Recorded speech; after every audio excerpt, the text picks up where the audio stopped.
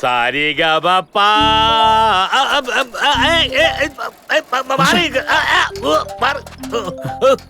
മാഷേ നിനക്കെന്താണ് ഭ്രാന്താണോ? ആരാടാ നീ? മാഷേ എന്റെ മോളെ കൂടി ഒന്ന് പഠിപ്പിക്കുമോ മാഷേ? പറഞ്ഞു കേട്ടില്ല. അതൊന്നും പറയില്ല മാഷേ. നിങ്ങൾ എന്ത് പറഞ്ഞാലും ഞാൻ ചെയ്തോളാം. ഇതൊന്നും മാത്രം എനിക്ക് വേണ്ടി ചെയ്തൂടെ? കാല് പിടിച്ച് ഞാൻ കെഞ്ചി ചോദിക്കുമോ മാഷേ? നീയും എഴുന്നേക്കാൻ. എടാ നിനക്ക് അടുത്ത ഗ്രാമത്തിൽ പോയി പഠിച്ചൂടെ? ഞങ്ങളെ പള്ളിക്കൂടത്തിനകത്ത് കേട്ടില്ല മാഷേ. എണീക്കടാ, എണീക്ക്.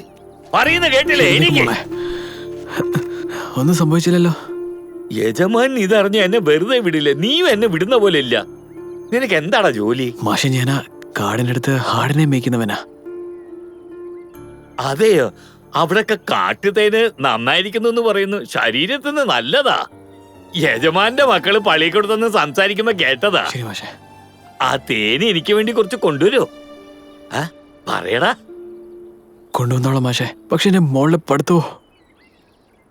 പറയടാ. നീ എടുത്തോണ്ട് വാ, ഞാൻ പറയാ.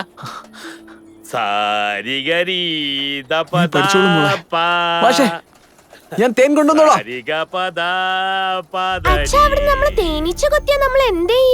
പേടിക്കണ്ട മോളെ, അതിനായി ചാക്ക്. ഒന്നും സംഭവിക്കില്ല. വാ.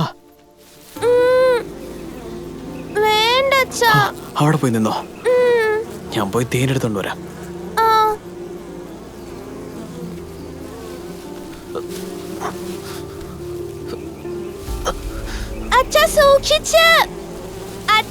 നീ ദൂരെ പോയി നിൽക്കേ.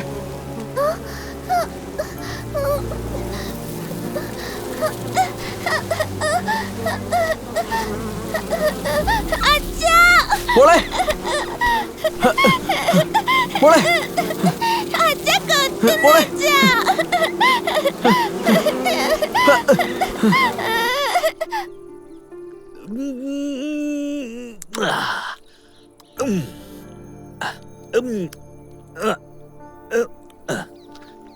കൊള്ളാവോ മാഷേ? എഴുതാൻ സ്ലൈറ്റ് ഒക്കെ ഉണ്ടോ? ഞാൻ എന്താ എന്റെ വിരലുകൊണ്ട് എഴുതണോ? അതിനകത്തൊന്നും എടുക്ക്. എന്നതാ?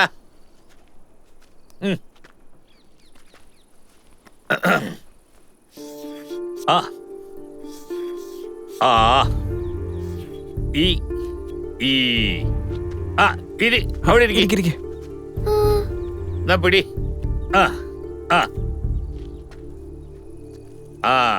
അങ്ങനെയല്ല, ഞാൻ പറഞ്ഞ പോലെ തിരിച്ചു വെക്ക്. ആദ്യം ഉള്ളത് എന്താ? പറയേ.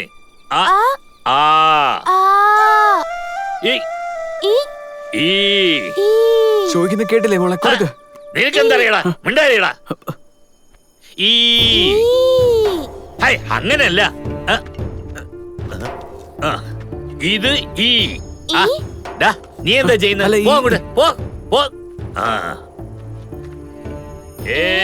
മാഷ് പഠിപ്പിച്ചു തരുന്നത് പോലെ സരസ്വതി മെല്ലെ മെല്ലെ അക്ഷരങ്ങളിൽ നിന്നും വാക്യത്തിലേക്ക് വന്നു.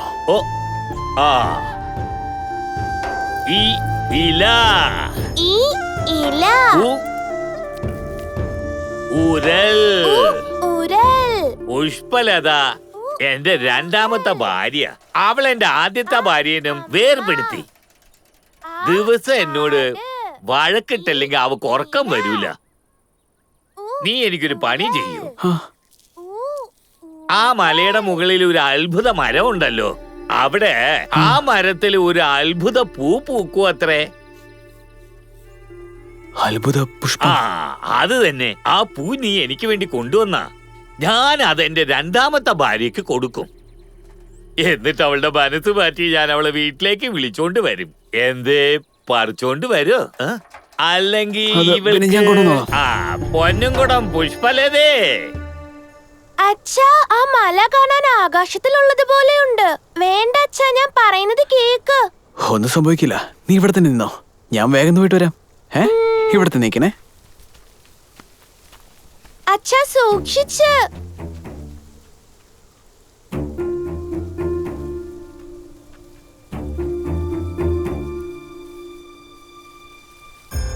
അച്ഛാ, അവിടെ തന്നെ നിന്നോ, സൂക്ഷിച്ച്.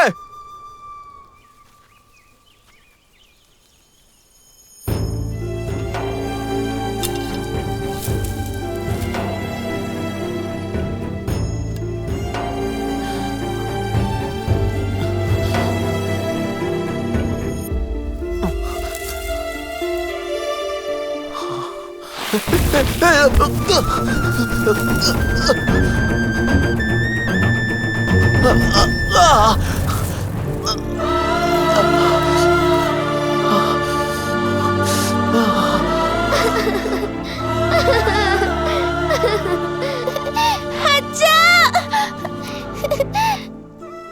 നിങ്ങൾക്ക് ഇതുപോലെ പരുക്ക് പറ്റുമെങ്കിൽ എനിക്ക് പഠിത്തം തന്നെ വേണ്ട. ഇത് വേറെ ആര് പറഞ്ഞാലും കുഴപ്പമില്ല, പക്ഷെ നീ പറയാൻ പാടില്ല.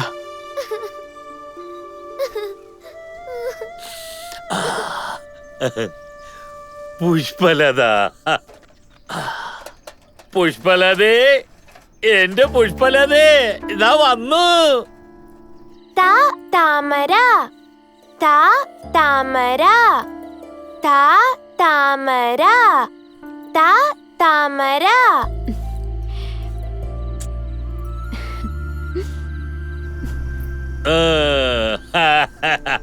എന്നാ പിടിച്ചോ. ആ, താമര, താമര, കാക്ക.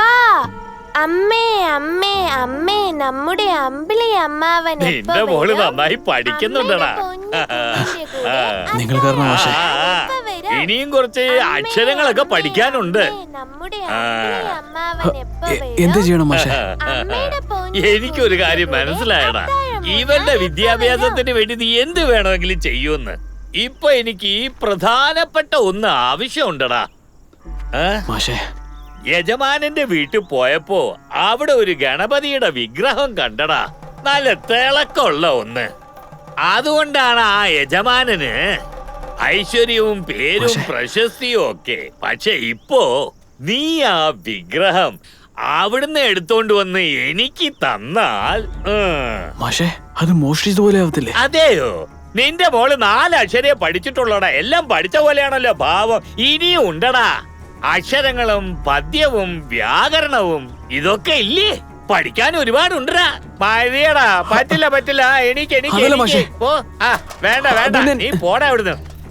ഇനി നിന്റെ മോളെ എങ്ങനെയാ പഠിക്കാന്ന് ഞാനൊന്ന് കാണട്ടെ. പോ, എണീറ്റ് പോയിക്കോ.